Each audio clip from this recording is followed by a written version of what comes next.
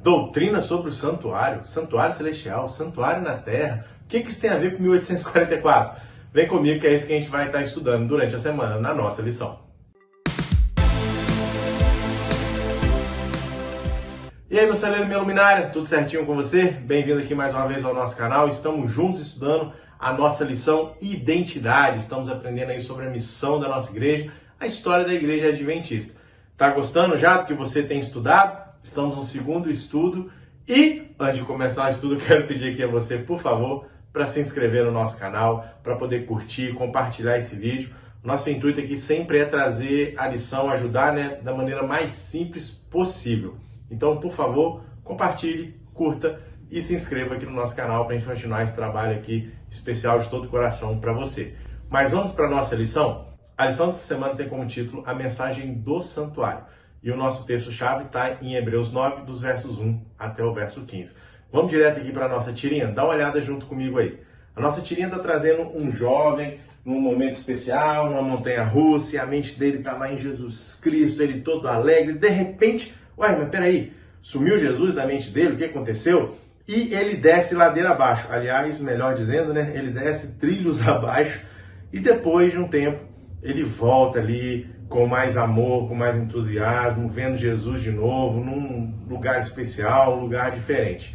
Bom, quando Cristo está na nossa mente, cumprindo as suas promessas, tudo está em paz, tudo está tranquilo, está de boa. Agora, quando as coisas não vão bem e aparentemente Jesus some ou as promessas dele não se encaixam nas nossas expectativas, não se cumprem, nós entramos em desespero. Nós vamos acabar aí saindo dos trilhos, descendo o morro abaixo, trilho abaixo, da maneira que você quiser. Mas quando entendemos que Ele está conosco, em qualquer momento, em qualquer situação, nós subimos novamente. Nós olhamos novamente com Ele e com o entendimento bíblico fica muito mais fácil. A nossa vida é uma montanha-russa e a mensagem do santuário também pode ser essa montanha-russa. E é isso que a gente vai entrar agora a fundo aqui na nossa lição. Na época de Miller, o entendimento das pessoas era o seguinte, que o santuário celestial era a terra, que o santuário se referia à terra. E com o desapontamento, como aconteceu, que Jesus não voltou, o que estava de errado nessa interpretação? Lá de Daniel 8,14. Algumas pessoas, depois que Jesus não voltou, eles continuaram marcando datas. Continuaram estudando e falaram, não, Jesus vai voltar nessa data aqui. Lembra que eu comentei isso na lição passada? Tiveram ramificações. Já outros tiveram uma simbologia diferente, uma interpretação mais espiritual de Daniel 8,14. Jesus voltou, mas não fisicamente, espiritualmente. E o juízo de 1844 aconteceu num dia só, não desde 1844. Algumas dessas ramificações ficaram, depois sumiram. Agora teve uma turma que não aceitou isso. Essa interpretação está errada, a gente tem que buscar o que realmente é. E continuaram estudando. Bom, 22 de outubro de 1844, Jesus não volta. Na manhã de 23 de outubro de 1844, Iron Edson, junto com seu amigo Cruiser, eles estavam no celeiro, orando, acabando essa oração, pedindo conforto a Deus, entendimento. Eles saíram para caminhar por um milharal e no meio do caminho, Iron para e ele tem ali um insight, uma visão, e ele vê o Senhor passando do santo para o santíssimo. Ele conta para Cruiser essa visão que ele teve, eles voltam a estudar, juntamente agora com o Dr. Franklin, e eles vão buscar ali estudos em Levítico 16, em Hebreus 9, em Apocalipse, e eles começam a entender que Jesus, ele passou do santo para o santíssimo. A data estava certa, o evento que era diferente daquele que eles esperavam. Inclusive, depois de um tempo, em 1846, Cruiser ali, ele faz um texto, e esse texto é colocado na imprensa, é publicado na imprensa, tinha alguns erros doutrinários, mas a essência da mensagem estava ali. Durante o estudo de Miller, ele identificou o santuário ali como 7 coisas ou 7 pessoas. Por exemplo, Jesus, a tribo de Judá, o templo de Jerusalém, o lugar santíssimo dentro do templo, a terra e o povo de Deus. Ele concluiu claramente na mente dele que em 1844 a terra precisaria ser purificada, conforme Daniel 8,14 fala, que 2.300 tardes e manhãs, e o santuário será purificado. Miller sofreu muito com desapontamento, isso não aconteceu como ele esperava. Imagina ali o sofrimento dele, né? Pregar para tanta gente, pessoas o chamaram depois, colocaram, né, nos jornais a maior fraude da história, a maior mentira da história. E o tempo foi passando e Miller, ele nunca aceitou completamente a doutrina do santuário, conforme Ayran e Kruzer explicaram. Ele nunca aceitou o sábado completamente, mas ele foi um homem que permaneceu fiel a Deus. Ele morreu 5 anos depois, em 1849. Já estava cego, já não podia mais estudar tanto, mas ele contribuía para a obra da pregação do Evangelho ainda assim, porque ele acreditava que Jesus viria, independente de data. Teve aquele desapontamento, mas no coração dele ele acreditava que Jesus ia voltar. E a sinceridade dele era tamanha, que a irmã White fala no livro Os Primeiros Escritos, que existem anjos guardando o túmulo de Miller e que ele vai se encontrar com Jesus. Aqui nós podemos pegar um paralelo com Atos 17, que fala o seguinte, que Deus não cobra o tempo de ignorância. Ou seja, Deus ele é amor, ele entende quando nós não conhecemos determinado assunto. Então ele não nos julga por aquilo. Mas quando nós entendemos, nós temos que levar essa mensagem adiante. E Hebreus 9:8 foi muito importante para que as pessoas entendessem essa doutrina. Em Hebreus fala ali que nós temos o santuário celestial, o santuário que está no céu, e que o sangue de Cristo fez expiação por nós, que não foi construído por mãos humanas, mas sim por Deus, por Cristo, pelo sumo sacerdote. O santuário terrestre, ele nada mais é do que um espelho do celestial. Agora imagina para aqueles pioneiros que estudaram, que entenderam essa mensagem, que foram a fundo na Bíblia e compreenderam a mensagem do santuário. Que Cristo agora ele estava intercedendo por nós e agora ele começou um juízo sobre a nossa vida. Imagina a alegria dessas pessoas a entenderem que a data estava correta, o evento que não estava, e eles compreenderam o evento que aconteceu. Que maravilha, que coisa impressionante para eles. Imagina só isso. Agora pensa comigo, se o sumo sacerdote da terra era responsável por purificar o santuário uma vez por ano, agora Cristo é o sumo sacerdote lá no céu. O santuário celestial no céu precisa ser purificado? De quê? Como assim? Por quê? Você já fez essas perguntas? É isso que a gente vai tentar entender aqui agora. Bom, quando nós tínhamos o santuário aqui na Terra, 2 vezes por dia, as pessoas iam lá, confessavam seus pecados, na verdade 2 vezes por dia. O sacerdote, ele fazia ali toda a cerimônia, pegava o animalzinho, sacrificava o animal, aspergia o sangue na cortina dentro do santuário, ele pegava o sangue e molhava as pontas do altar, simbolizando que o pecado tinha contaminado aquilo ali, o nosso mundo estava contaminado pelo pecado. Nós sabemos que o pecado começou aonde?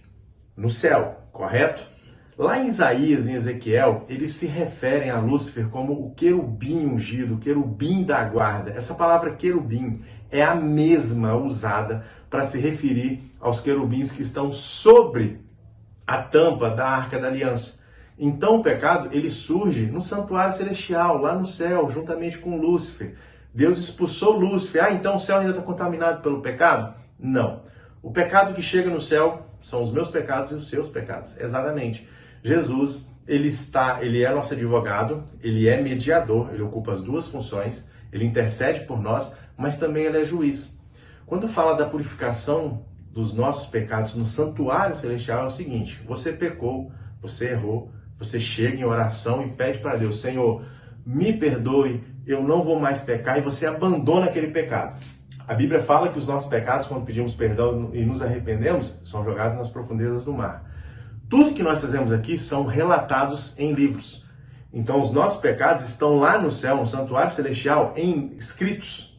E quando nós pedimos perdão, Cristo apaga esses pecados.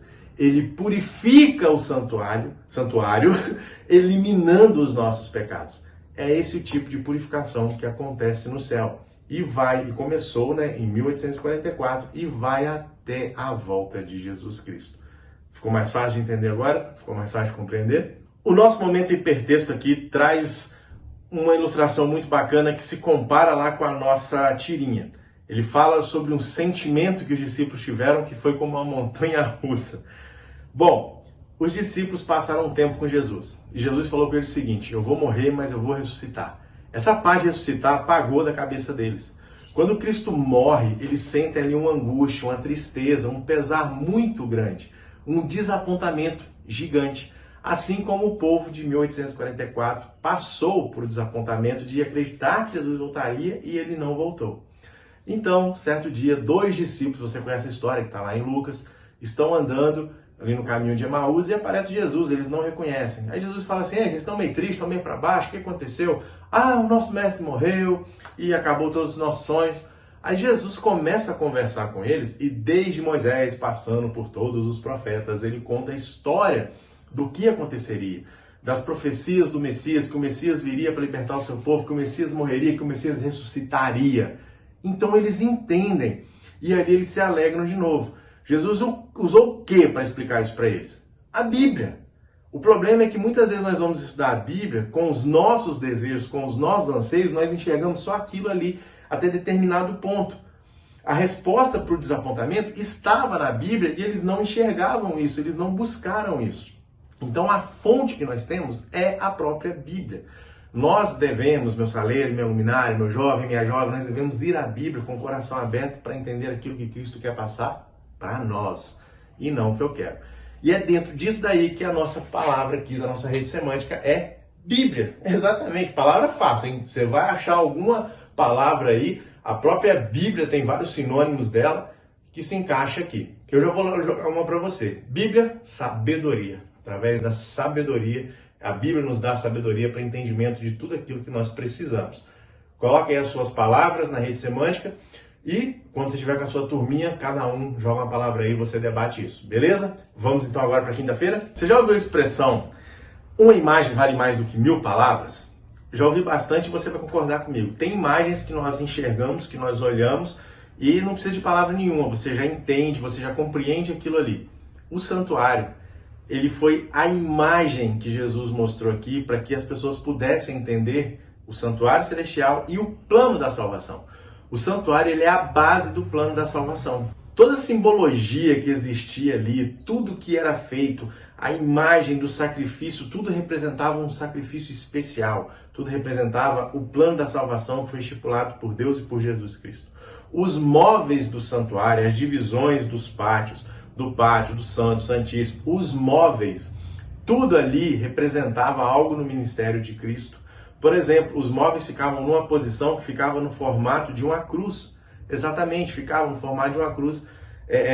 Os móveis do pátio, do santo e do santíssimo faziam o desenho de uma cruz. Inclusive, tudo isso, além de simbolizar algo no ministério de Cristo, a gente pode trazer para a nossa vida também.